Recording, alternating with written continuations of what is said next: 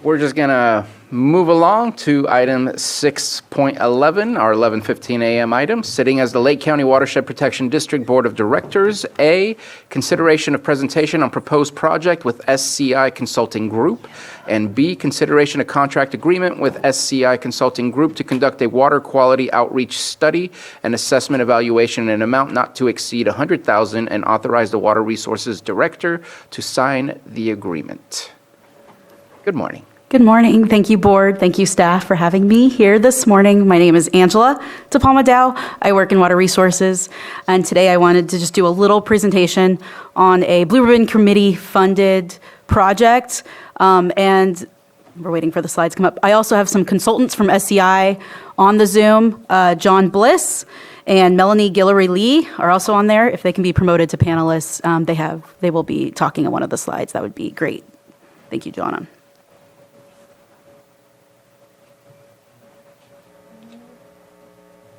And I will say that normally we would just do a contract and it would go through the consent agenda. We have done an RFP for this project. The reason why I'm doing a little presentation, it's only 5 slides, is because I wanted to bring to the director's attention that we are going to be leveraging this project and funds for this project to do a benefit funds assessment for the Watershed Protection District. So what we're looking at is assessing the public's perceptions, attitudes, and knowledge of water quality in Clear Lake. And we're going to be using the information we gain from that to also conduct an evaluation to determine if there's interest and desire to impose a benefit funds assessment for the Watershed Protection District, which would create a sustainable funding source for water quality projects for the whole county. A lot of times we just mention Clear Lake, but just know that a Watershed Protection District benefit funds assessment would be applied to the whole county, so for all water resources within the county boundary. Next slide, please. And this was awarded in 21 to 2022. And the goal for this project is to, again, look at the perceptions, attitudes, knowledge gaps, particularly that the public has towards water quality related issues. For right now, there was a survey that was done in the 90s, particularly looking at tourism-based perceptions and attitudes, but recently we haven't had one specific for water quality recently. And this will be really important for us so we can identify maybe there's potential behavior changes that could improve water quality or stormwater quality. We also want to look at how we can increase citizen engagement. You know, we do a lot of these stream cleanups, and everybody talks about illegal dumping in the streams, and then we do these stream cleanups, and sometimes we get poor turnout. How can we really improve that citizen engagement? And then this is really important for us as lake managers. So when we're imposing policies or making policy recommendation changes, we have some sort of information about the public's attitude and what they support for those efforts. And this is also important for the Blue Ribbon Committee projects themselves. You guys are aware the Blue Ribbon Committee is funding millions of dollars of research, and sometimes the outreach gets left behind with education on those projects. And so this is really also going to help provide information so those awarding entities can really target and focus their outreach and education based on their awarded projects.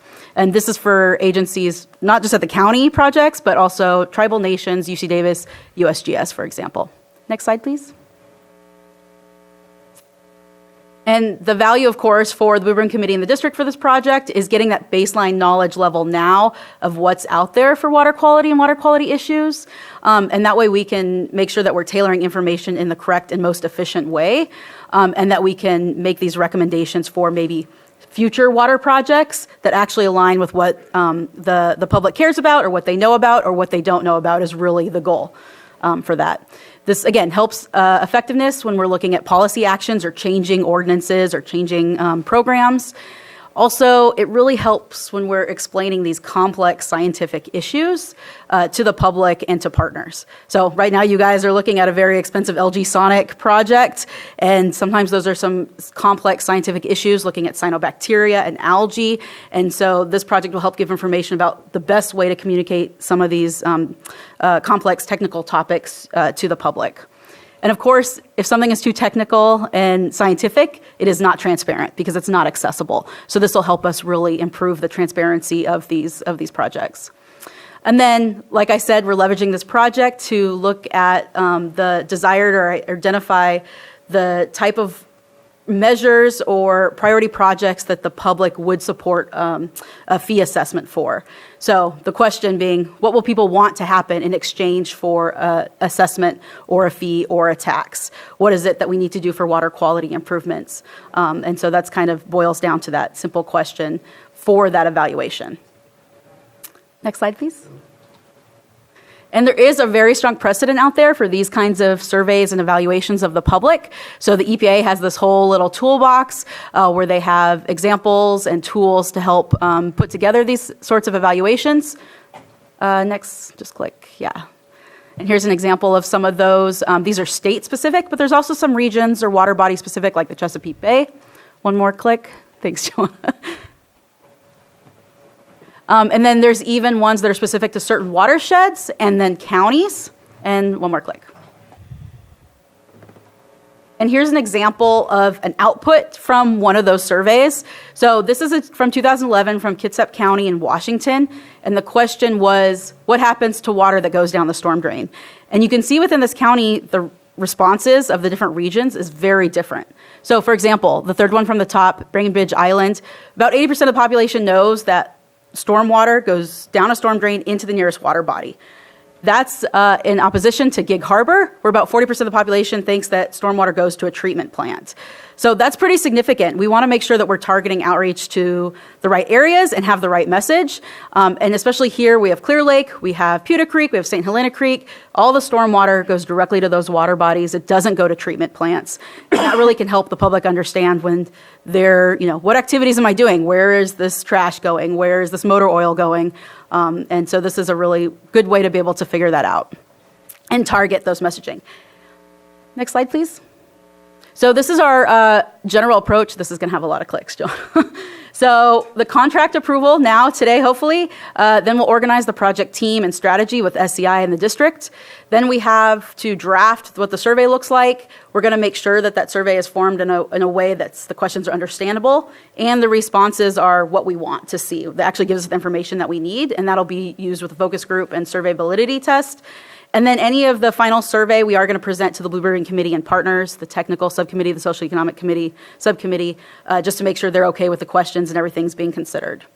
And then, of course, we'll distribute the survey, collect responses, analyze the findings, do some summaries, and then we'll present those findings, of course, to the Blue Ribbon Committee, partners. And really importantly, we're going to be able to use those findings way beyond the duration of this grant period to assist in our management of the resource. Also, when we're doing policy updates, recommendations, and specific actions. So when I'm writing grants, I know exactly this is the kind of outreach tools and the type of information and messaging that I need, and I don't need these things because didn't come up as a need in our survey. So it really makes our jobs a lot more efficient and get the right information out there. And then in the green box at the bottom right, this is, again, really important for that valuation. We're going to use those findings to structure potential district fee assessments if it comes out favorable that people, yes, I'll pay a little bit more money if it means we could have, filters for trash on storm drain outlets or messaging, prevent littering or more trash cans, something like that. Those are examples. And then really importantly, that last box is conducting post surveys. So if we go through all this structure and make these surveys properly, in like 10, 15 years, we're going to be able to basically use the same survey again and gauge how well we're doing. Hopefully, we're not getting worse. People learn more, and then we'll be able to then move forward with more effective messaging and outreach after that. And then one more, Joanna, click on there.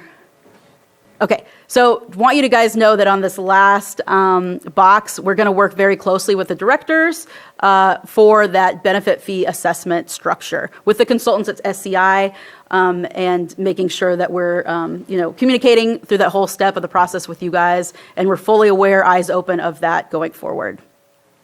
So the next slide, I'll hand it over to SCI, and they're going to talk about potential next steps if the survey ends up with an evaluation that's favorable. So if the public says, yeah, we think a funds assessment is reasonable for these specific things. And I'll turn it over to John. I see John there and Melanie. John. Fantastic. Thank you, Angela. My name is John Bliss. I'm president of SCI Consulting. I'm here with my colleague, Melanie Lee, Board of Supervisors, staff, and members of the public. We're excited with the opportunity of potentially being back in Lake County. Some of the old timers may remember me or our firm about 15 years ago, I think, we helped the county with your balloting for your mosquito and vector control program. We worked with Dr. Jamesina Scott on that, and so we have we're humble, but we have a little bit of familiarity with Lake County, and we look forward to the opportunity for this. The first step, and what you're looking at today, and what Angela is presenting, is really a survey focus group. What do people know? What do they want? What are their preferences and priorities? However, Angela asked me if it lines up and that we can see that Lake County residents and property owners are interested in investing in a dedicated long-term funding source in support of water quality. And the step we're talking about today will do that. What would it look like to go for it? And where are we headed? Keep our eyes on the prize. And the prize really is to have sustainable funding long-term that can be planned, that can be sufficient to really move the needle in terms of water quality in Lake County.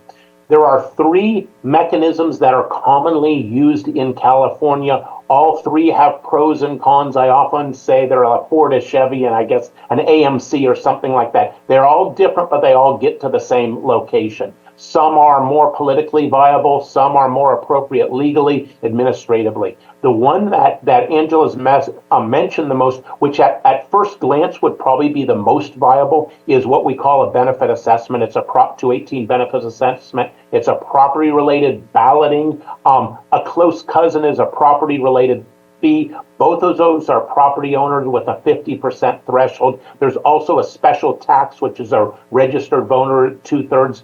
We work a lot. We work up and down the state of California, and we work in a lot of rural areas for services and infrastructure that tends to be water related or heavy or groundwater or storm drainage or flood control. And what we've learned is that Californians have a healthy skepticism towards any new balloted fee, tax, or assessment, but they really like the property owner vote and lots of information and a slow but rigorous outreach and information. And so we think that opportunity exists here in Lake County, and so we appreciate that opportunity. Of course, community outreach, we'll talk about timing, rate, and messaging. I don't want to get the cart before the horse because really we're focusing on the research, but we wanted to give you a little background on where this may head. So thanks, and then Melanie and I are available to answer any questions after Angela's finished.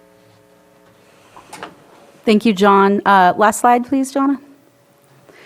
With that, I'll take any questions. I just wanted to clarify that we will be meeting the deliverables of the Blue Ribbon Committee Award regardless, and the evaluation is just to provide information to the Board of Directors. When we get the results of that evaluation, we'll come back to the Board of Directors and ultimately be up to you to decide to go forward with doing a benefit funds assessment. So I'm not trying to steamroll ahead. I'm just trying to let you know that we'll get you the background information, the temperature of the county, what it is that they would support, what they wouldn't, what that structure might look like, and then it'd be ultimately up to you to go forward with that effort if you deem so. So I just wanted to make that clear. And with that, we'll take any questions. On the slide is my contact, Angela DePalma Dow, and then the SCI contacts, John Bliss and Melanie Guillory. And thank you both for being here, and thank you, Board, for listening today. Thank you for your presentation. Supervisor Pyska?